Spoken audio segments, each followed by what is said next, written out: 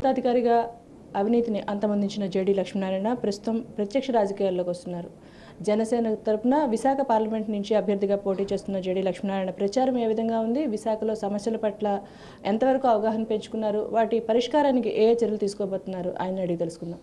Sir చెప్పండి, మొత్తం 7 నియోజకవర్గాలకు సంబంధించి ఇప్పటికే మీరు ఒకసారి పర్యటన పూర్తి చేసినట్టుగా తెలుస్తోంది. ప్రధానంగా ఏ సమస్యలు మీ దృష్టికి వచ్చాయి? 7 నియోజకవర్గాల్లో వాటి సమస్యలు ముఖ్యంగా తీసుకుంటే ప్రతి చోట తాగునీటి సమస్య చాలా ఎక్కువగా ఉందండి. తర్వాత వచ్చేసి విశాఖపట్నం ఈ పరిసర ప్రాంతాలు తీసుకుంటే పొల్యూషన్ సమస్య చాలా, ప్రదూషణ అన్నది చాలా ఎక్కువగా ఉంది. అన్ని ప్రాంతాల్లో నిరుద్యోగ సమస్య ఒకటి ప్రస్ఫుటంగా మనకు కనిపిస్తుంది. విశాఖ ఈ పరిసరాలు ముఖ్యంగా భీమిలి ఈ ప్రాంతం తీసుకుంటే ఇక్కడ జరుగుతున్న భూ కబ్జాలు, ల్యాండ్ మాఫియాలు ఇవి ఎక్కువగా ఉన్నాయి. తర్వాత మంచి టూరిజం పొటెన్షియల్ కూడా చాలా ఎక్కువగా ఉన్న ప్రదేశం విశాఖపట్నం ఈ పరిసర ప్రాంతాలు. తర్వాత కొన్ని చోట్లకు వెళ్తే డ్రైనేజ్ సమస్య ఒకటి చాలా ఎక్కువగా ఉంది.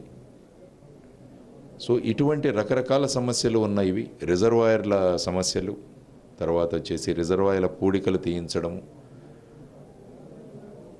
వైద్య సదుపాయాలు లేకపోవడం, ముఖ్యంగా మధురవాడ ఈ ప్రాంతాలకి నిన్న వెళ్ళి వచ్చాను. ఆ ప్రాంతంలో ప్రజలు నివసిస్తున్న స్థితిని చూస్తే రోడ్లు సరిగా లేవు, తర్వాత డ్రైనేజ్ సరిగా లేదు, వైద్య సదుపాయాలు సరిగా లేదు. ఏదైతే మనం గొప్ప ఇది అనుకుంటున్నామో ఇటువంటి పరిస్థితుల్లో ఇటువంటి సమస్యలు ఉన్నప్పుడు చేయాల్సింది చాలా ఉంది అనిపిస్తుంది విశాఖపట్నం. అందువల్ల ప్రతి అసెంబ్లీ అభ్యర్థిని కూడా వాళ్ళ ప్రాంతాల్లో ప్రధానమైన సమస్యలు ఏముందో వాటిని లిస్ట్ చేయమని, దాని గురించి జనసేన ఏ విధంగా పోరాడబోతోంది, సమస్యలు ఏ విధంగా పరిష్కరించబోతున్నదని కూడా వాళ్ళ మేనిఫెస్టోలు తయారు చేస్తున్నాం. వాళ్ళందరి మేనిఫెస్టోలు సమీకరించిన తర్వాత ముఖ్యంగా విశాఖపట్నం పార్లమెంటరీ కాన్స్టిట్యున్సీకి, విశాఖపట్నం పట్టణానికి ఏం చేద్దామన్నది ఒక ప్రణాళిక చేస్తున్నాం. ఈ ప్రాంతంలో నివసిస్తున్న అనేక మంది ఎక్స్పర్ట్స్ ఉన్నారు ఇక్కడ, వాటర్లో కానీ మిగతా పర్యావరణ ప్రాబ్లమ్స్ కానీ సోషల్ ఇష్యూస్ కానీ వీటన్నిటి నుంచి తీసుకొని ఒక సమగ్రమైన విశాఖపట్నం మేనిఫెస్టో తయారవుతుంది. త్వరలో 2-3 రోజుల్లో దీన్ని కూడా మేము రిలీజ్ చేయబోతున్నాం.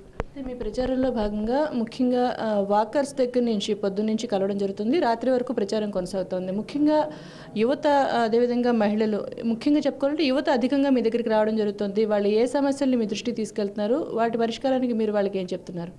యువత ముఖ్యంగా ఇప్పుడు చూస్తే సొసైటీలో చాలా సంఖ్యలో యువత ఉన్నారు. ఈ సంఖ్య రోజు రోజుకు పెరుగుతుంది. వాళ్ళ ప్రధానమైన సమస్య ఏంటంటే వాళ్ళు చదివిన దానికే కావాల్సిన ఉద్యోగాలు రావట్లేదు. వాళ్ళు ఏదైనా చిన్న మధ్యమ పరిశ్రమలు ఏదైనా పెడతామంటే వాటికి కావాల్సిన తోడ్పాటు, ఎంకరేజ్మెంటు దొరకట్లేదు. అందువల్ల వాళ్ళు ఏంటంటే ఒక నిస్పృహ స్థితిలో ఉన్నారు. ఏదైనా ఒకరు వచ్చి మార్పు తీసుకొస్తారని కసిగా వాళ్ళు చూస్తున్నారు. అందుకే జనసేన పార్టీ పట్ల వాళ్ళు విశేషంగా ఆకర్షితం అవడానికి కారణం ఏంటంటే వీళ్ళు పారదర్శకంగా పనిచేస్తారు, అవినీతి ఈ పార్టీలో ఉండదు, లంచగొండితనం వీళ్ళ ప్రభుత్వంలో ఉండదు అన్న ప్రగాఢమైన విశ్వాసం వాళ్ళలో. పవన్ కళ్యాణ్ గారి నాయకత్వం, ఆయన ప్రవేశపెట్టిన విధానాలు, ఆయన మేనిఫెస్టోలో పొందుపరిచిన విషయాలు ఇవన్నీ చూస్తే యువతరంలో ఒక కొత్త నూతనోత్సాహం వాళ్ళలో వచ్చి, ఒక నూతనోత్సాహం వాళ్ళలో వెల్లివిరుస్తోంది. ఈ పార్టీ అయితే తప్ప మనకు మార్పు తీసుకురాదు అన్న ఒక విశ్వాసం ఉండడం వల్ల, అందుకనే మేనిఫెస్టోలో కూడా మేము చెప్పాం 6 నెలల్లో 3 లక్షల ఉద్యోగాలు క్రియేట్ చేయడం, ఏపీపీఎస్సీ షెడ్యూల్ని పథకం ప్రకారం నడిపించడం, ఆశాభావం ఖచ్చితంగా జనసేన నుంచి అవుతుందని చెప్పేసి యువత ముఖ్యంగా ఆకర్షితమవుతుంది. యువత ఎప్పుడైతే ఆకర్షితమవుతారో వాళ్ళ తల్లిదండ్రులు కూడా వీళ్ళకి ఖచ్చితంగా ఉద్యోగాలు దొరుకుతాయి, వీళ్ళ భవిష్యత్తు బాగుంటుంది. పవన్ కళ్యాణ్ గారు ఆయనకున్న బ్రహ్మాండమైన కెరియర్ను వదిలేసి ఆయన వచ్చారు ప్రజల కోసం. నేను కూడా ఒక 7 సంవత్సరాల సర్వీస్ను వదిలేసి వచ్చానన్న ఒక ఆశాభావం, ఒక కాన్ఫిడెన్సు విద్యార్థులలో, యువతరంలో, వాళ్ళ తల్లిదండ్రుల్లో కూడా కనిపిస్తుంది. కాబట్టి ఈ ప్రభంజనం అంతా కూడా జనసేన వెనుక ఉంది అన్నది మా అభిప్రాయం. ముఖ్యంగా చూసుకుంటే నేటి రాజకీయ వ్యవస్థలో పూర్తిగా డబ్బుతోనే అంతా ముడిపడి ఉంటుంది. ఈ నేపథ్యంలో జీరో బడ్జెట్ పాలిటిక్స్ అంటూ మీరు చెప్తున్నారు, అది ఎంతవరకు ఇప్పటి సమాజంలో సాధ్యమవుతుంది అనుకుంటున్నారు? అందుకనే పవన్ కళ్యాణ్ గారు ఏమన్నారంటే పవర్ కోసం కాదు మార్పు కోసం వస్తుంది జనసేన అన్నారు. మనం కూడా ఇతర రాజకీయ పార్టీల దాకా అదే విధంగా మనం వెళితే మనం కొత్తగా చేసేది లేదు అని ఆయన అన్నారు. పోరాటం కొంచెం ఎక్స్టెండ్ అవ్వచ్చేమో కానీ మార్పు మటుకు తథ్యం అన్నది ఆయన సిద్ధాంతం. కాబట్టి మేము నమ్ముకున్న సిద్ధాంతాలను, నమ్ముకున్న ఆశయాలను ముందుకు తీసుకొస్తాం. ముఖ్యంగా యువత కూడా అవినీతి లేని రాజకీయాలు కోరుకుంటోంది. ఈ విధంగా మద్యము తర్వాత వచ్చేసి ధనబలం వీటితో జరుగుతున్న రాజకీయాల్లో కూడా వాళ్ళ అసహ్యాన్ని పెంచుకుంటున్నారు. కాబట్టి ఇది మంచి తరుణం. మన ఆశయాలతో వాళ్ళ ఆకాంక్షలు రెండు ముడిపడుతున్నాయి. కాబట్టి ఒక మార్పు ఈసారే వస్తుందన్నది కూడా it is a writing on the wall అంటారు, గోడ మీద స్పష్టంగా రాసిన అక్షరాలుగా మాకైతే కనిపిస్తున్నాయి. అయితే ఇంకా ఎన్నికలు సమీపిస్తున్నాయి. ఇంకొక 1 వీక్లో ఆల్మోస్ట్ ఇంకా మీ ప్రచారం కూడా పూర్తి చేసుకోవాల్సిన పరిస్థితి. ఈ నేపథ్యంలో మీ ప్రచార జోరు ఏ విధంగా ఉంది? వాడవాడల ప్రచారంతో పాటు ఇంకేమైనా వినూత్నంగా కూడా మీరు ప్రయత్నాలు ఏమైనా చేస్తూ ఉన్నారు? వాడవాడల ప్రచారం మీరు అన్నట్టు అది జరుగుతుంది. మళ్ళీ సెకండ్ రౌండ్ ఆఫ్ క్యాంపెయినింగ్ కూడా నేను ప్రతి చోటికి వెళుతున్నాను.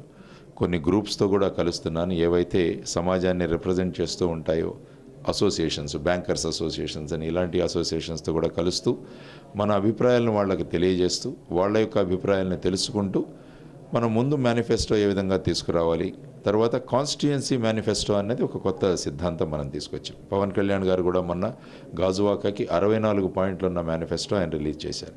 అదేవిధంగా ప్రతి ఒక్క అసెంబ్లీ అభ్యర్థి కూడా వాళ్ళ నియోజకవర్గంలో ఉన్న మేనిఫెస్టోని వాళ్ళు తయారు చేస్తూ వీటన్నిటినీ సంకలనం చేస్తూ ఫైనల్గా విశాఖపట్నం పార్లమెంట్ అభ్యర్థిగా నేను నా మేనిఫెస్టోని రిలీజ్ చేస్తాను. చేసిన తర్వాత బాండ్ పేపర్ మీద కూడా రాసిస్తాం వాళ్ళకి. అంటే ఒక వినూత్నమైన పద్ధతిలో మీరు అన్నట్టు వినూత్నమైన ప్రచారం ఏదైతే ఉంటుందో అది వెళుతున్నాం. తర్వాత ఇతర ప్రచార మాధ్యమాలు, తర్వాత మీడియా వీరంతా కూడా మధ్య మధ్యలో బ్రీఫింగ్స్ అవి చేసుకుంటూ లైవ్లో కవర్ చేసుకుంటూ బాగా జనసేన ప్రాచుర్యంలో ఉంటుంది. జనసేనాని కూడా అనేక ప్రాంతాల్లో ఆయన తిరుగుతున్నారు.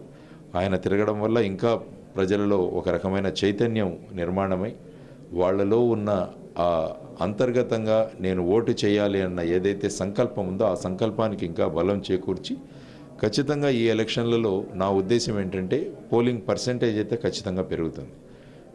ఎందుకంటే మన 3.5 లక్షల దాకా కొత్త యువతరం ఓటర్స్గా నమోదు చేయించుకున్నారని తెలుస్తుంది. అందువల్ల ఎక్కువ శాతం మంది పోలింగ్లో పాల్గొని ఈ ప్రజాస్వామ్య ప్రక్రియను గెలిపిస్తారన్నది జనసేన యొక్క ప్రగాఢమైన విశ్వాసం.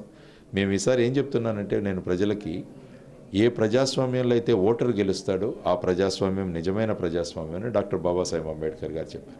అందువల్ల 2019 ఎలక్షన్స్ ఈ మార్పునకు ఓటరు గెలిచేదానికి ఒక గొప్ప ఆపర్చునిటీ, గొప్ప అవకాశమని మేము ప్రగాఢంగా నమ్ముతున్నాం.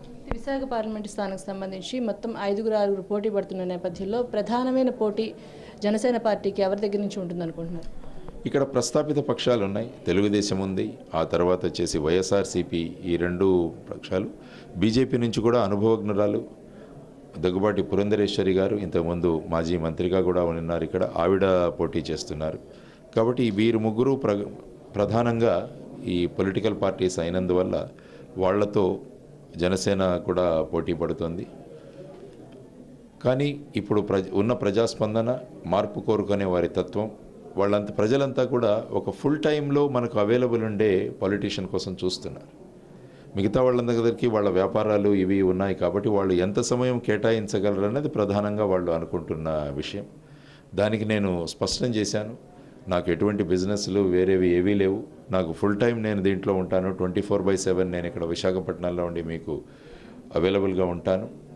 కాబట్టి ఒక మార్పు కోరుకున్న యువత, మార్పు కోరుకుంటున్న సమాజం ఖచ్చితంగా సేనతో ఉంది. జనసేన ముందుకు విజయ పథంలో వెళుతుందని నేను అనుకుంటున్నాను. మొత్తం మీరు చూసుకుంటే వినూత్నంగా నియోజకవర్గానికి ఒక మేనిఫెస్టో తయారు చేయడంతో పాటు పూర్తి స్థాయిగా మరొక 2 రోజుల్లో పార్లమెంట్కి సంబంధించిన మేనిఫెస్టో రిలీజ్ చేస్తామని చెప్తూనే తాత్కాలికంగా పార్టీ పాలిటిక్స్ కాదు, ఫుల్ టైమ్గా ఇక్కడ ఎవరైతే అందుబాటులో ఉంటారో వారికే ప్రజల మద్దతు ఉంటుంది, అటువంటి మద్దతు ఖచ్చితంగా జనసేనకు ఉంటుందని తెలియజేస్తున్నారు జేడీ లక్ష్మీనారాయణ. విజువల్ ఇమ్రాన్తో కలిసి ఆశా 19 కోసం విశాఖ నుంచి. Hello, this is your Nandu. Please do subscribe to New Waves Media.